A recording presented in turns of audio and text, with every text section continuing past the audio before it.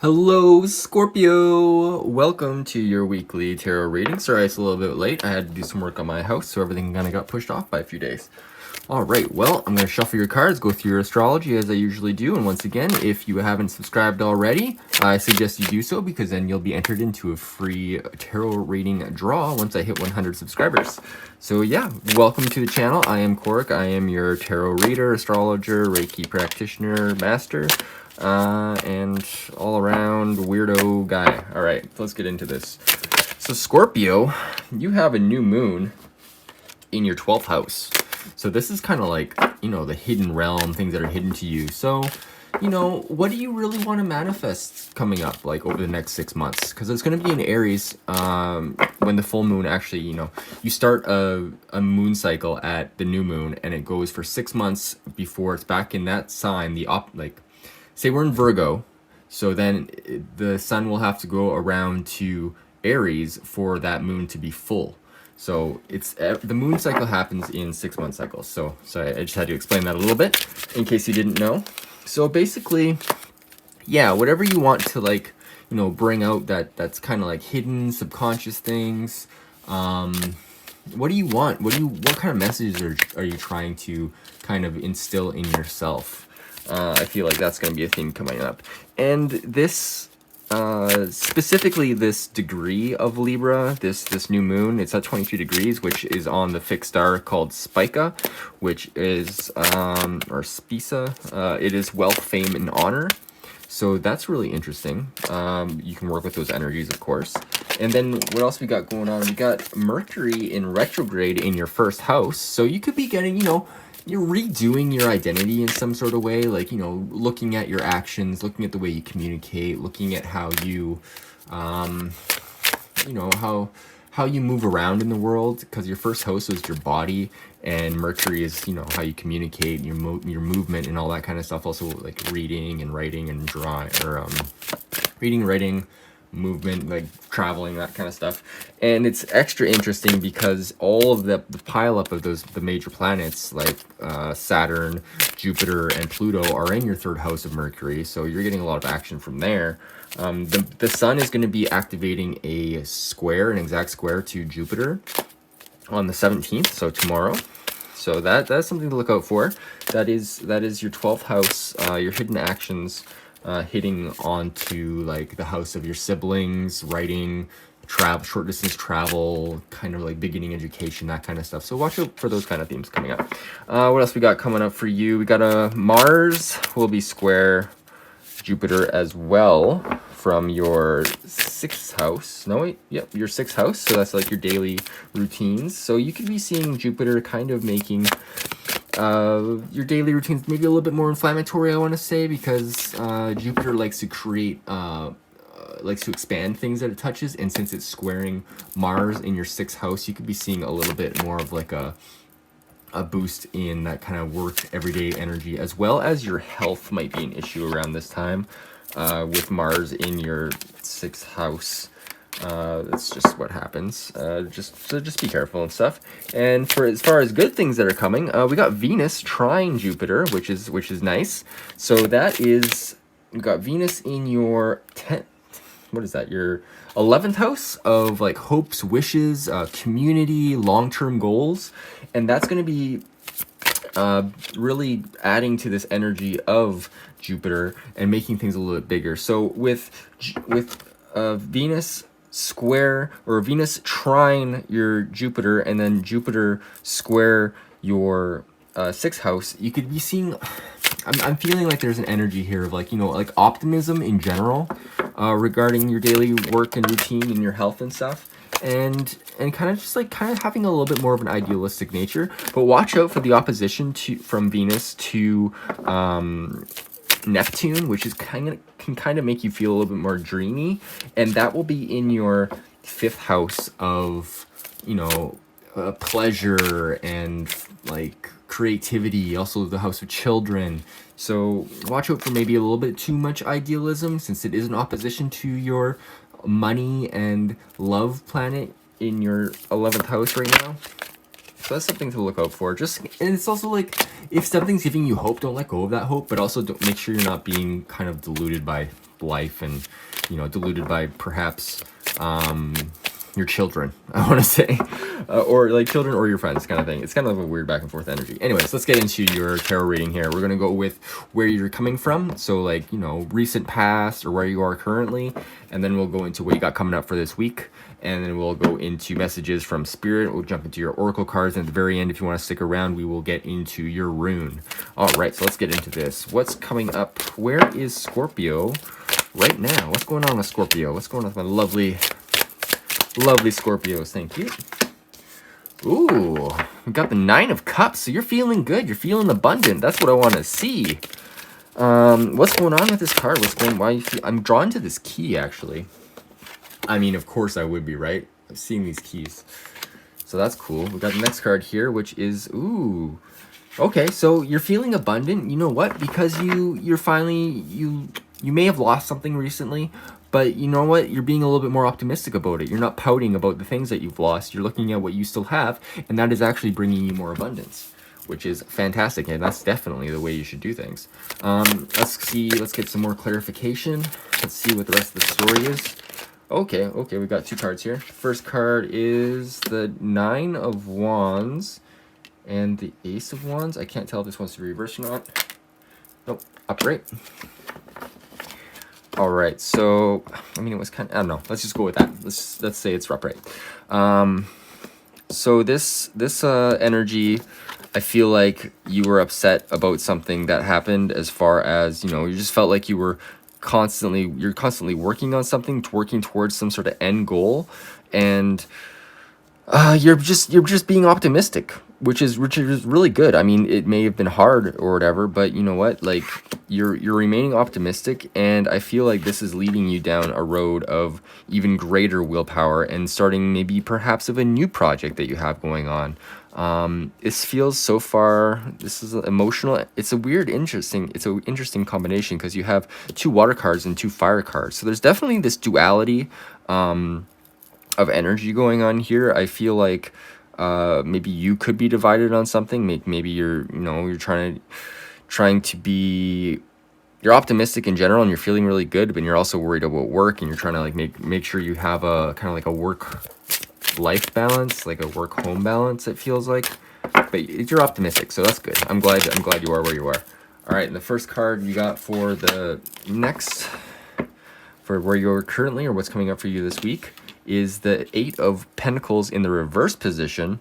So this is saying that, you know what, this is kind of a time where you're not going to be focused so much on the repetitive motions. This could be meaning you're going to start focusing maybe on something new. Typically this card is about mastery and just like, you know, going through the paces and keep on working at the same thing. Whereas, which is kind of like the 9 of Wands energy, where it's like you're just trudging along, trying to get towards your, almost at the top of your goal, using a willpower, you're almost exhausted. And then, you know what, this week, it's like, hey, you know what, maybe it's time to take a break. Maybe try something different, try something new. So let's see what comes up for you for the clarification for this. What's going on? Can I have some clarification for this 8 of Wands, please? Thank you. Or 8 of Pentacles. This is the 6 of Pentacles. Okay, so this is some reciprocity that's going on. Just make sure that, like, if you're overextending yourself, make sure you're getting compensation for that. Or if, you know, on the other hand, if you're taking too much from somebody else, make sure you're giving something else back, you know? Because the 6 of Pentacles is a card about making sure that things are equal and fair. I mean, you can see here that he's got a fish, and this guy's like, oh, I'll give you a fish too, or, you know, whatever. Just making sure things are fair. This is a balance card. All right, let's go into, let's get some clarification on this balance. What needs to be reciprocal here? What is this reciprocal energy about? Okay, we got a few cards here. Okay, so the first card, I don't know which way this wants to be. Flip it around. Oh, that didn't give me a clear answer. Flip it around again. That's kind of going this way, so I mean, that's kind of what it looked like. The Magician card. So make sure you're stepping into your power, your willpower to create whatever you want to create. Make sure that you are, you know, you're going inside yourself to see what you actually want to create, because it is through the Magician that we manifest things into reality. And with it being in the reverse position, it feels like, you know what, maybe you're not manifesting the things that you want to manifest this week. This could be because you're taking a break, or you're just taking it easy. I'm seeing here with the, yeah, I just feel like this is talking about how you have to kind of, remind yourself of your power, and remind yourself that you have the ability to be fair and everything. And the next card that came out on top of the Magician here was the Ten of Wands. Okay, so this is about, like, getting to the end of something. Like, finally, like, you've taken your bundle of sticks and you're almost at the end goal. You're just right there. This is like, the end, the last little bit of struggle. So if you're going through something right now that's, this week that it may be a little bit challenging, just remember that this is the end of it. Like, you're at the final stretch. You're almost finished. So, like, keep your spirits up. Make sure you're being fair. Make sure you're coming at it from a direction where you want to come at it from. Like, don't, like, try not to be too far into somebody else's ideas. Try to remember where you stand, and that actually might help your attitude as well. You have a great attitude right now, yes. Try to take that forward, because that will color, of course, the events that come up this week. And then the next card that came up here was the King of Wands, which is fantastic because you got the Ace of Wands over here. And yeah, this is like being like, you know what, you are the director of your will. Like, this is the Magician card too, and the director, you are like fixed fire. You are the lion. You can create whatever you want to create, and you are powerful, and that power comes from your determination.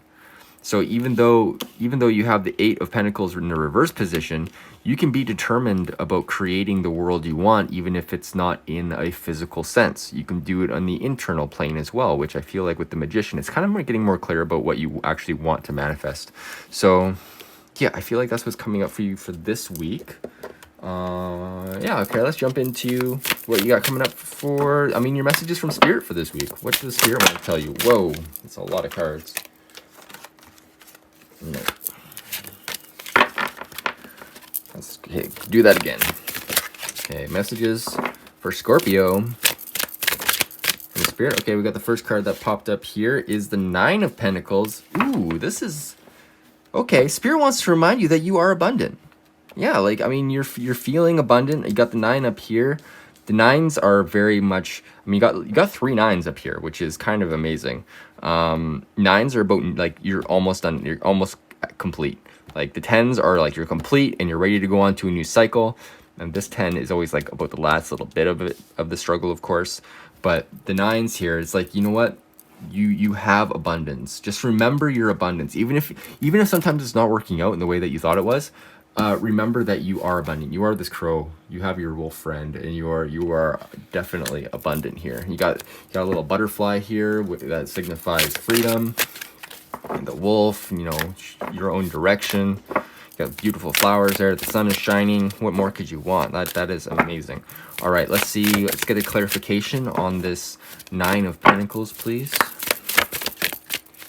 Clarification on this 9 of Pentacles. Thank you.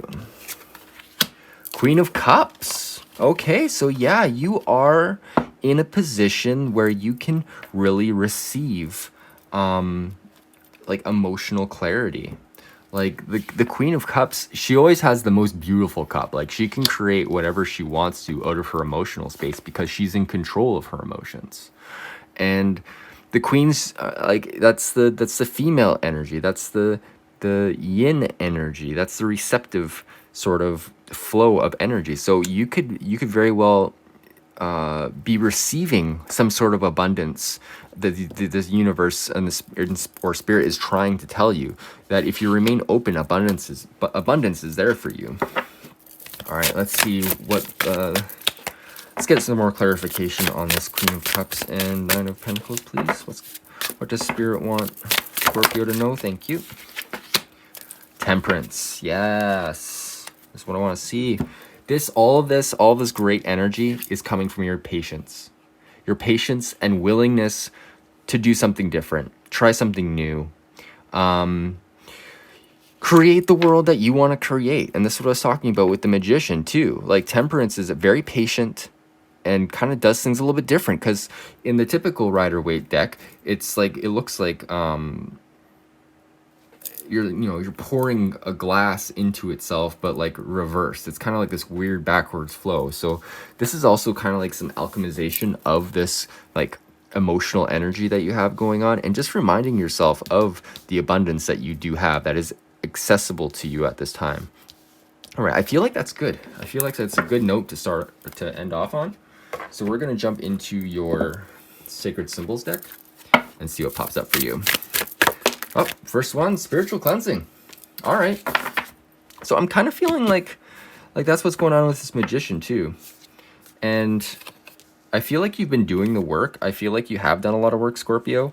But whatever comes up this week, just remember to take a break, take a bath. I mean, you are a water sign after all.